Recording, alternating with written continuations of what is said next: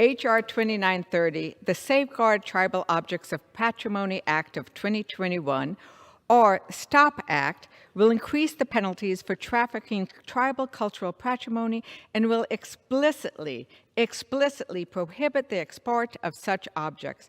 The STOP Act will establish federal frameworks to assist in the repatriation of stolen tribal objects between federal agencies and tribal governments. Due to colonization, it's no secret that the exploitation of Native American cultural items, like human remains, sacred objects, and other tools, have been looted and sold to collectors around the world. In the 1970s, the Pueblo of Acoma in New Mexico had their sacred Acoma shield stolen during a robbery on tribal lands. Imagine the tribe's surprise when their sacred Acoma shield was scheduled for sale to the highest bidder at the Yves Auction House in Paris, France. Thanks to an outpouring of support and diplomatic pleas against the auction house, the sale was stopped.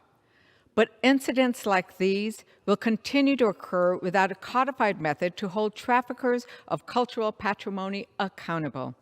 While the Acoma Shield is one example where the sale did not go through, there are countless and numerous other undiscovered and unreported cases where tribal cultural artifacts and items are sold or auctioned in pure disrespect for their proper ownership and place of reverence.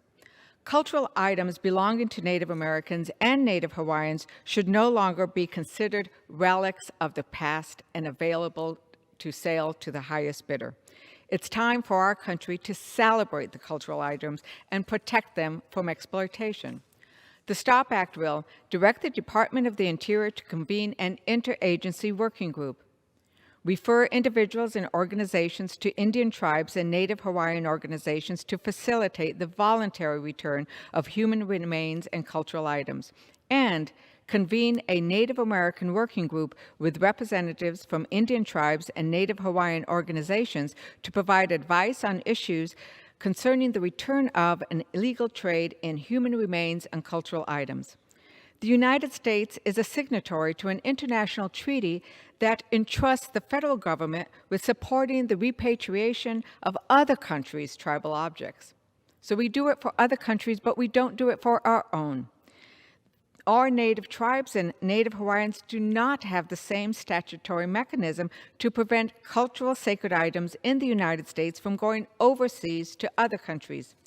The STOP Act requires the Department of the Interior and the Department of State to each designate a liaison to facilitate and hold trainings and workshops on the voluntary return of human remains and cultural items. The bill reflects significant compromises and adjustments to accommodate concerns of antiquity dealers and has gone through 20 amendments. I was pleased to see these efforts recognized with passage in committee by unanimous consent. This version reflects negotiations with tribal leaders, federal agency experts, and the Authentic Tribal Art Dealers Association. As many know, New Mexico holds the largest Indian art market where artists sell their beautiful creations. The Southwest Indian Arts, SWAIA, has declared their support for the STOP Act.